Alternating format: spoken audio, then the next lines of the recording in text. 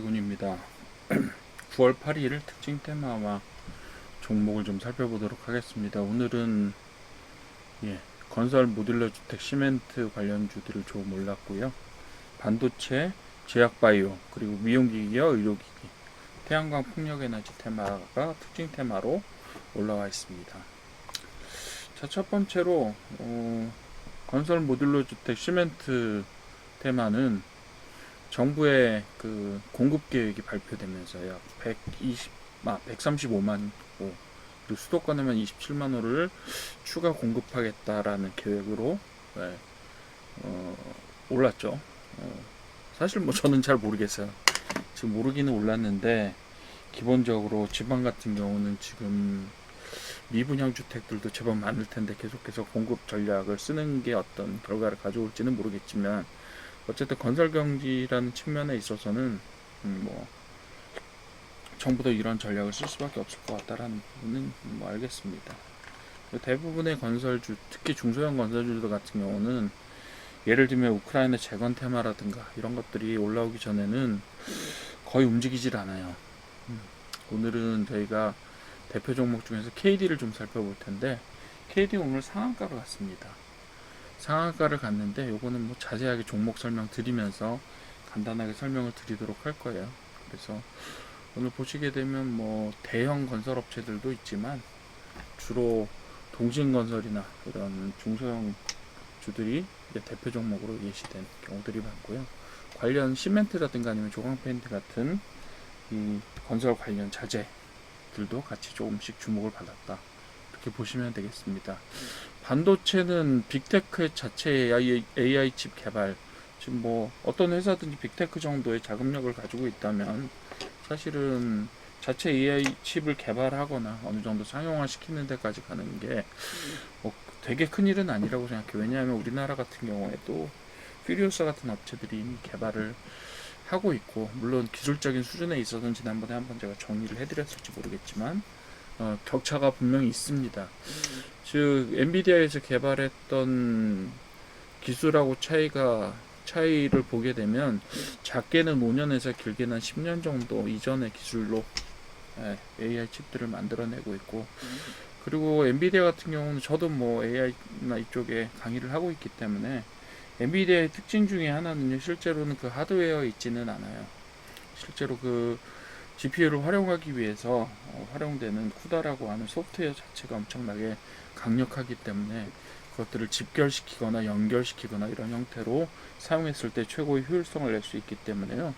그런 부분에 있어서 하드웨어 개발만으로 사실은 이 부분들이 최적화되지는 않습니다. 솔직히 기술적인 부분들은 좀 차이가 있어요. 물론 이제 구글처럼 TPU 형태로 GPU가 다른 형태의 어떤 형태로 만들어서 사용하는 경우도 있고, 뭐 다른 업체들도 사실상 칩에 대한 개발 기술들은 어느 정도 가지고 있다라고 봅니다. 그리고 뭐 아시다시피 최근에는 칩에 대한 그런 그 인공지능 칩에 대해서 개발하고 생산하는 기술을 가질 필요가 없어요. 왜냐하면 엔비디아라는 회사 자체도 패밀리스입니다.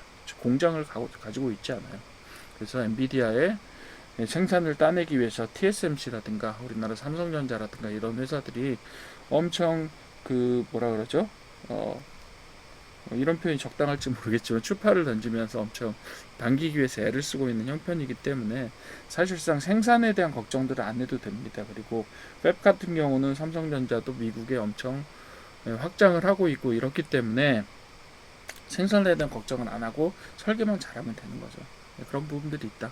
그래서 뭐 삼성전자나 SK 하이닉스 같은 뭐 HBM 관련된, 그리고 기존의 어떤 메모리 관련된 회사들도 마찬가지고 ENF 테크놀로지를 살펴볼 겁니다. KC텍이나 테크인, 그리고 유니테스트나 뭐 리노공 이런 것들이 주목을 받았다라고 보시게 되면 되고요. 삼성전자, SK 하이닉스는 아무래도 크게 많이 움직이는 종목들은 아니니까 중소형 종목들을 중심으로 해서 한번 살펴보시는 것도 좋지 않을까 이렇게 생각합니다.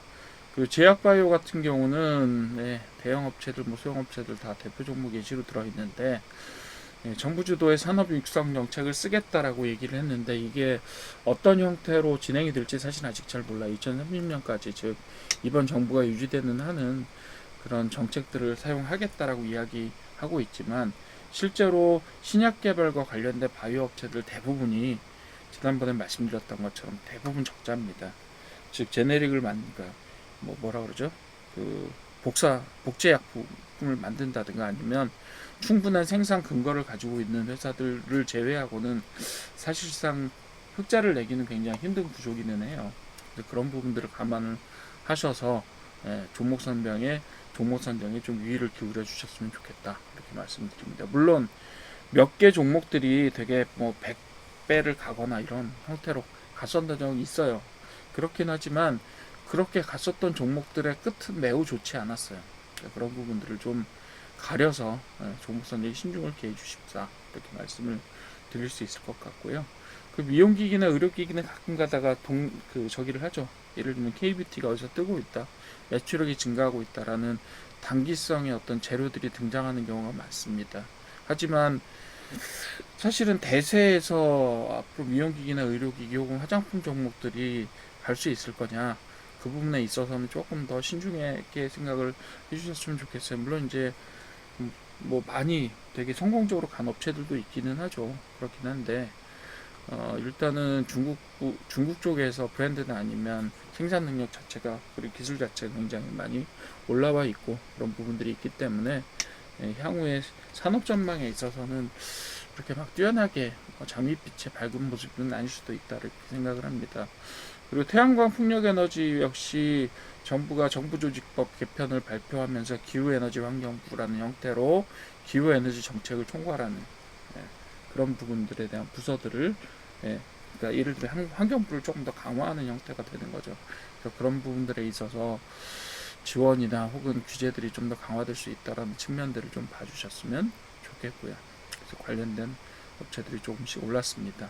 근데 여기 여러분들 제가 5개 정도를 제가 주요 테마를 선정을 하는데 실제로 오늘 올라간 종목들을 좀 잘 살펴보신 분들은 아실 건데 조선기자재 관련주들이 제법 많이 올랐어요.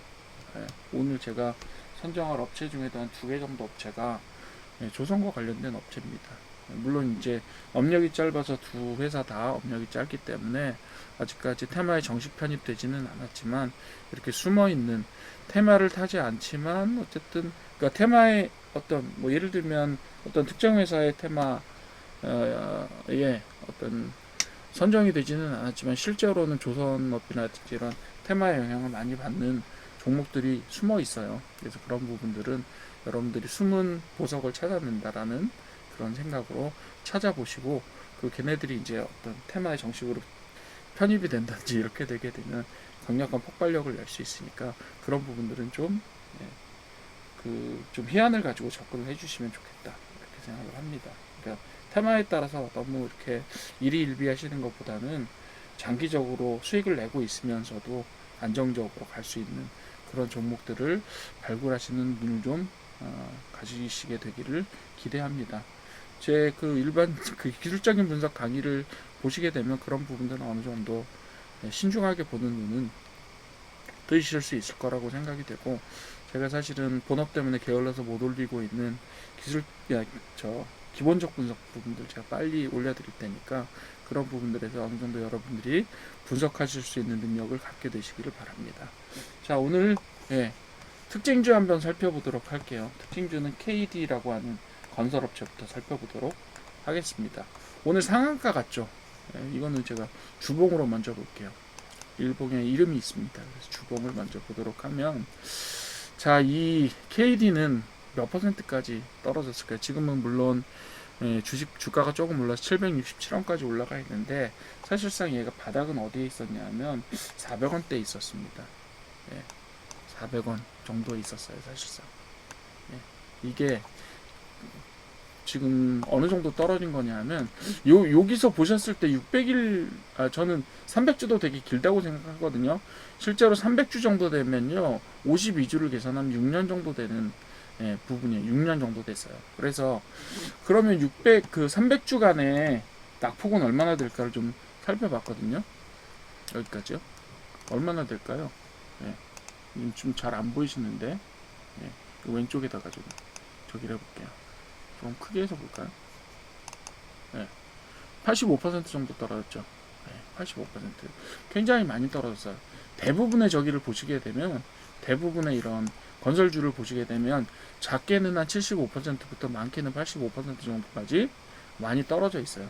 그런데 300주가 아니라 이걸 조금 더 길게 봅시다. 자, 길게 보시게 되면 이미 여기까지 떨어졌을 때 상당히 낙폭이 컸었다라는 걸 알 수 있어요. 물론 저희는 로그 스케일을 사용하기 때문에 로그 차트를 사용하기 때문에 그게 그렇게 크게 느껴지진 않지만 이미 저희가 600일에 저기 그러니까 300주를 사용했을 때는 83% 정도 85% 정도 떨어졌고 실제로 한 여기 언제냐면 2017년 거의 10년 주기를 따져보시게 되면 97% 정도 낙폭이 있었습니다. 그러니까 얘가 한참 잘 나가던 시절에는 만원대에 가 있었던 거죠. 근데 지금 얼마였다가 400원이었다가 살짝 회복이 된 상태입니다. 사실 건설주들이 최근에 어떤 저기를 보게 되면 주가를 보게 되면 아주 일부 종목을 제외하고 특히 중소형 건설주에서는 85%, 75%, 심지어 97% 떨어진 이런 종목들을 보시는 것들이 그렇게 어렵지 않아요. 왜? 왜냐하면 그죠? 산업 자체가 앞으로 큰 전망을 갖고 있지는 못하기 때문에 그래요. 그래서 어떤 형태로든지 퀀텀 점프를 하면 좋겠으나 약간 뭐 그 건설 대형주들 같은 경우는 해외 수주라든가 이런 부분들에서 기대할 부분들이 조금 있지만 중소형 주택 건설을 중심으로 한 중소형주 같은 경우는 대표적으로 이런 형태의 어떤 우하향의 곡선들을 보일 수밖에 없어요. 그래서 얘는 97% 즉 3% 정도의 가치만 남아 있다가 그나마 최근에 거래량이 한 두세 번 정도 유입되면서 3번 정도 유입됐죠 사실. 그 이번 최근에는 굉장히 큰 폭의 거래량이 유입이 됐어요. 거의 어느 정도냐면 12만 곱하기 1000이니까 1억 2천만 주가 거래됐거든요. 1억 2천만 주. 근데 얘는 전체 주식수로 따져봐도 2600만 주밖에 안 됩니다. 물론 이게 주기 때문에 제가 일로 한번 다시 가서 볼게요. 일로 얼마나 실제로 거래량이 발생했나를 보시게 되면 4천만 주 거래입니다. 하루에 4천만 주 거래에 봉이 계속 크게 나오죠. 여기서 보시게 되면 하나 둘 셋 점점 커지면서 올려가고 있는데 사실 얘는 뭐 이렇게 해서 계속해서 상승세로 올려갈 수 있을 것이냐 그건 사실 굉장히 의심스럽다라고 밖에 보기가 좀 어렵습니다. 물론 매출액 자체가 최근에는 좀 늘었고 영업이익도 어느 정도는 뭐 수익을 내고 있는 상태라고 말씀드릴 수는 있겠으나 97% 떨어진 주식입니다. 이게 바닥이라고 볼 수 있겠느냐? 물론 바닥이라고 보실 수도 있어요. 더 이상 떨어지면 안 되기 때문에 그럴 수는 있겠으나 어쨌든 이런 종목들은 조금 조심을 해주시는 것이 맞지 않겠냐라고 생각을 합니다. 뭐 더 이상 말씀드리지 않을게요. 오늘 상한가 종목 3개 볼 거예요. 3개 중에서 오늘 상한가 종목 3개 볼 것 중에서 2개가 예를 들면 철강 중소형이나 아니면 조선 뭐 얘네 둘은요 심지어 편입도 안 됐어요. 화성 RNA나 아니면 CP 시스템 같은 경우는 실제로는 저기에 편입이 안 돼 있는 상태예요. 그렇긴 하지만 어쨌든 뭐 케이블이라든가 이런 식으로 철강 관련된 혹은 그 선박과 관련된 이런 형태의 저기를 하고 있다. 업무를 하고 있다. 이렇게 보시면 될 것 같아요. 화승 RNA 같은 경우가 이제 좀 대표적으로 조선과 관련된 주식입니다. 조선과 관련된 종목인데 아직 테마 편입이 안 돼 있죠. 그리고 자동차 부품하고 조선 부품 관련된 일을 하고 있습니다. 그렇게 보시면 되겠고요. 자, 그래서 이 화승 RNA 같은 경우는 화승 코퍼레이션이라고 하는 제 신발 만드는 회사로 유명하죠. 그 회사에서 인적 분할을 하는 회사입니다. 그렇기 때문에 뭐 재무적으로는 사실 최근에 4년 그 법인 분할을 한 다음에 바로 등록이 되고 그리고 나서 4년 동안 계속해서 견조한 수익을 나타내고 있는 데다가 영업이익과 당기순이익이요 굉장히 커요. 어느 정도 되냐면 그러니까 PER이 약 한 2 정도 내외를 왔다 갔다 하고 있는 굉장히 보면 재무적으로 안정성으로는 이렇게 좋을 수가 없죠. 물론 업력이 4년 정도로 짧아서 그런 부분에 있어서는 좀 어떨까라는 생각이 들긴 하지만 PER이 최근에 2024년 말 기준으로 1.76이에요. 즉 어떻게 되는 거예요? 회사가 1.76년 만에 자기 주가만큼을 벌어내고 있다. 즉 수익만도 그렇게 되는 거죠. 매출액은요 7천억이에요. 그리고 시가총액은 740억입니다. 그건 뭐 저평가도 이런저런한 저평가가 없다라고 보여지는 거죠. 물론 이제 아직까지 등록된 지가 얼마 안 되기 때문에 그런 부분에 있어서의 약점들은 분명히 가지고 있습니다. 하지만 주봉이나 이런 것들을 상으로 봤을 때 뭐 지금이 더 떨어질 수 없느냐 뭐 이런 식으로 말씀하실 수는 있겠어요. 왜냐하면 지금 등록된 다음에는 어느 정도 계속해서 떨어지는 모습들을 보여주고 206주 정도 됐죠. 그리고 지금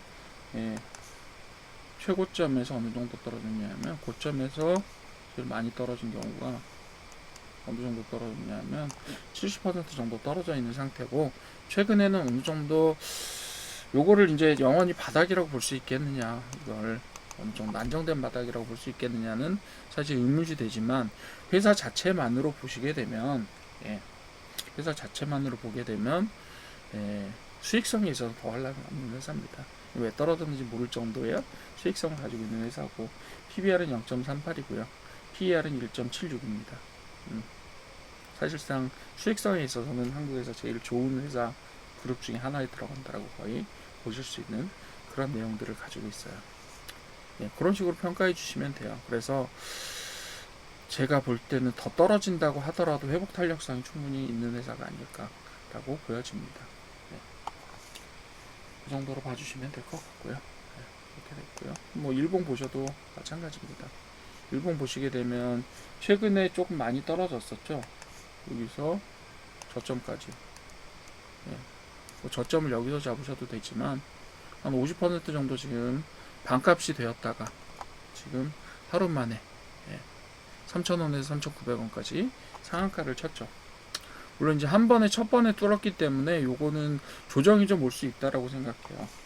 그리고 거래량 자체 발생을 모양을 봐도 뭐 여기에도 거래량 발생을 했지만 요때는 고점이었고 최근 고점이었고, 거래량 발생을 하더라도 첫 번째 신호만에 가는 경우는 좀 잘 없기 때문에, 물론 대기업 계열사, 대기업이라고 하기도 좀 그렇죠, 화성 정도면 그렇긴 하지만 어쨌든 간에 이 부분들은 조금 조정을 보시면서 주목해 볼 만한 가치는 충분히 있지 않겠느냐, 이렇게 생각을 합니다.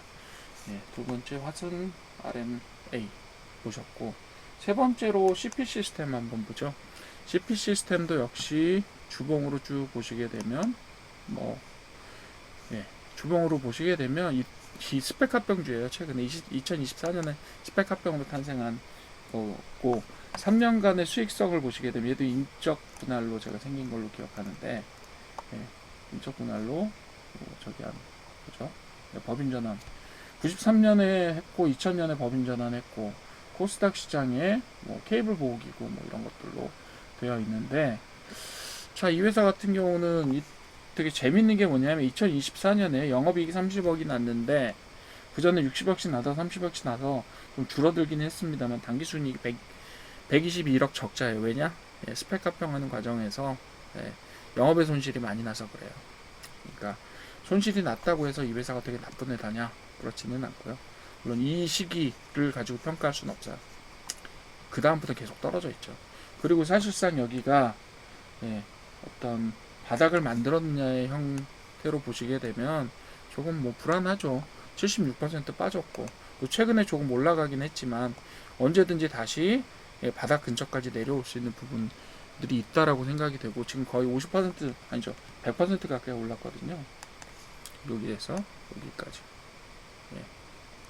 여기까지 거의 100% 올랐죠. 자, 이런 경우 일반적으로 여러분들이 패턴을 보셨을 때 100%를 이 정도 기간 안에 올라갔다면, 자, 이거 뭐예요? 조정의 조짐이다라고 보실 수 있어요. 그래서 241선과 만나는 조정 시점들을 한번 살펴봐 주시고, 뭐 다시 바닥을 만들 수도 있어요. 그런 가능성들은 보여지지만, 일단은 영업이익 자체가 계속해서 나는 회사입니다. 나는 회사고요. 물론 3년이면 짧다고 할 수도 있겠으나 전체적으로 봤을 때 갑자기 엎어지는 경우는 크게 많지는 않을 것 같아요. 그래서 좀 주목을 해주실 만한 가치는 있다. 물론 지금 뭐 텐마 편입도 거의 안 돼 있고, 뭐 저기가 그래서 좀 짧은 시기라는 것 자체가 좀 위험하기는 하지만 조정을 보고 관심 종목에 넣어놓고 좀 장기적으로 봐두실 만은 하다. 이렇게 생각은 됩니다. 예. 오늘 뭐 저기에 올라갔기 때문에 상한가를 쳤기 때문에 제가 한번 살펴봤던 거고요. 이런 뭐 종목들이 이런 종목도 있고 저런 종목도 있으니까 이건 좀 가격을 보시면서 더 떨어질 수도 있기 때문에 한번 관심 종목으로 넣고 한번 관찰해 보십시오라고 말씀을 드리는 거고요. 나머지 두 종목은 사실 요거 뭐냐면 일봉 보시죠. 이름이 너무 길어가지고 ENF 테크놀로지라고 하는 회사입니다. ENF 테크놀로지라고 하는 회사는 반도체 디스플레이 제조 공정용 특수 화학 제품 제조 회사다. 이렇게 되어 있죠. 그리고 이 회사요 수익이 많이 나는 회사입니다. 계속해서 500억대 600억대의 수익을 계속 내고 있고 물론 반도체 경기에 따라서 부침이 좀 있긴 있어요. 그래도 매출액과 시가총액이 거의 비슷한 수준의 회사고 뭐 상당히 많이 올랐죠. 지금 기본적으로 얼마나 올랐냐면 주봉을 한번 볼게요. 최근에 얼마나 최근이라고 말하기는 좀 그렇지만 어느 정도 올랐냐면 176%에서 2배 반 이상 올랐어요. 그래서 지금 어느 정도에 와 있냐 하면 역사상 고점 근처에 와 있습니다. 가격이. 그죠? 역사상 고점 근처에 왔다는 얘기는 두 가지 가능성을 내포하고 있어요.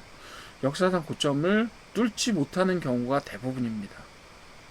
그렇지만 역사상 고점을 뚫고 날아갔을 때 사실은 그게 어디까지 날아갈지는 아무도 모른다는 점이 있어요. 두 가지가 있는데 지금 몇 퍼센트 올랐다고요? 이미 176% 올랐다고 했죠.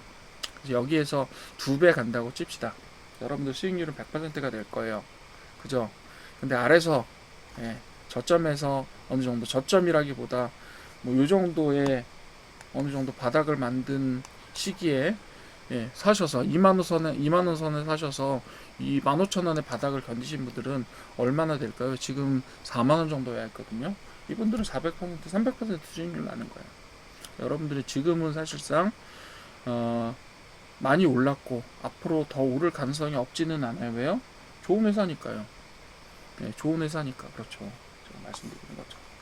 계속해서 반도체가 약간 겨울을 맞았을 때도 계속 수익을 냈던 회사예요.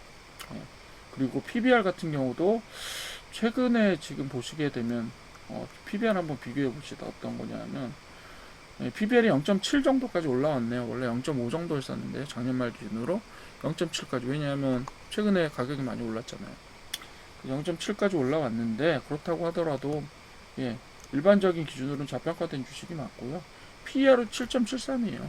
지금 기준으로 평가해서 오늘 연말 되면 한 10 정도로 평가가 될 수 있을 것 같긴 한데 어쨌든 그렇습니다. 그러니까 되게 우량한 회사고 수익을 내는 회사고 좋은 회사죠. 그러니까 시기를 잘 골랐으면 수익을 낼 수 있었으나 지금 들어갈 거냐라고 보시기에는 가격이 너무 많이 오르지 않았나 이렇게 생각합니다.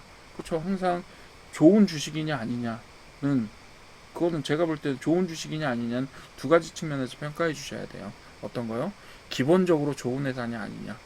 그리고 두 번째로 지금 가격과 비교했을 때 이게 지금 가도 되는 종목이냐. 이 두 가지를 항상 비교해 주십시오.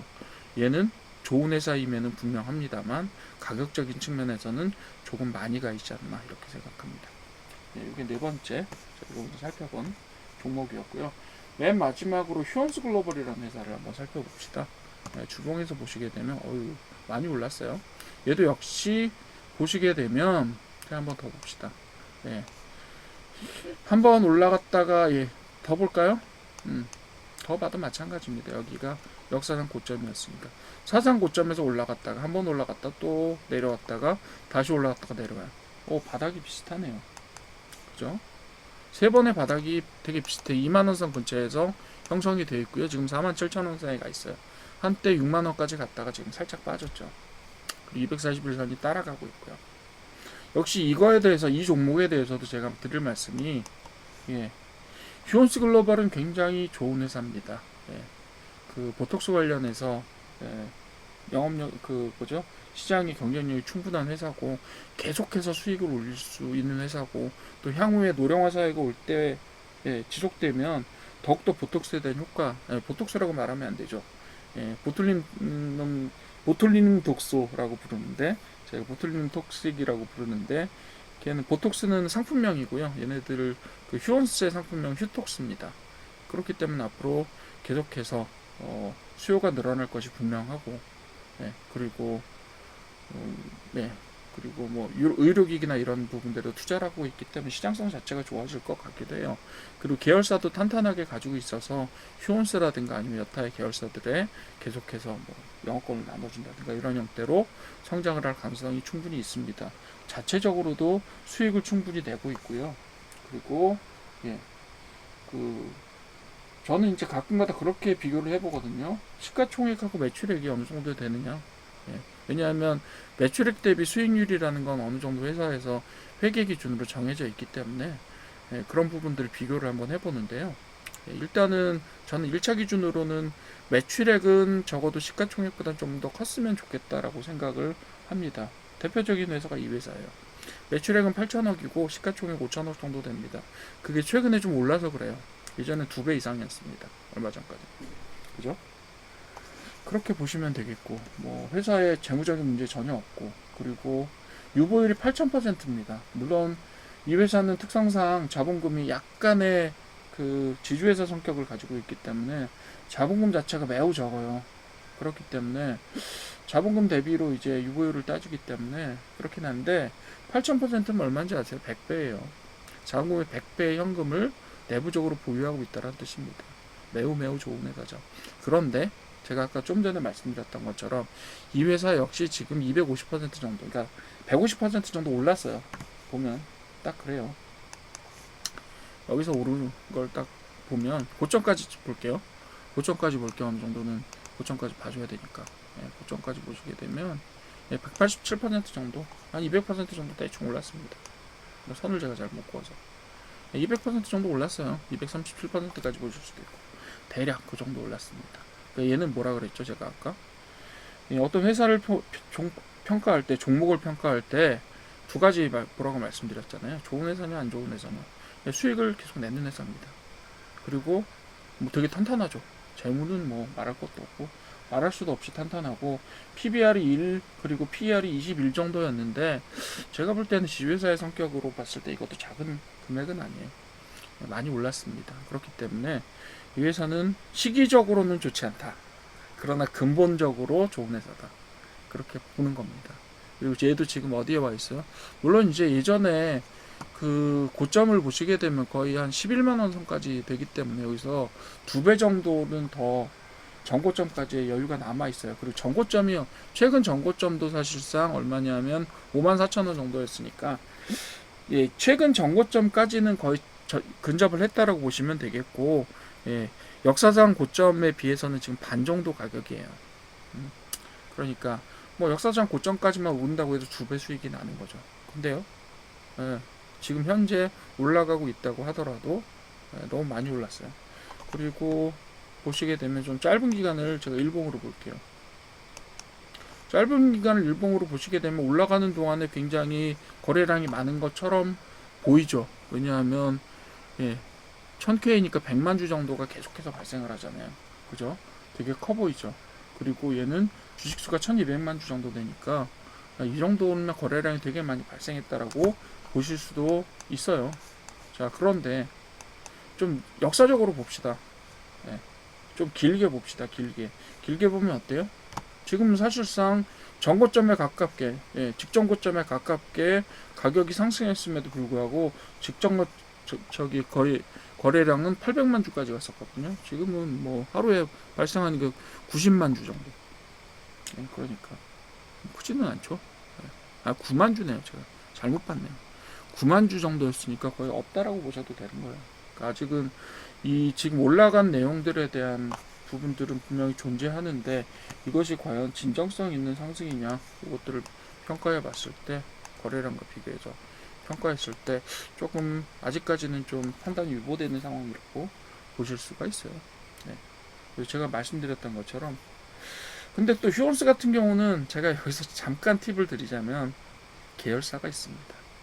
네. 이 말씀만 드릴게요. 네. 자, 오늘 준비한 내용들은 여기까지 하겠고요. 네.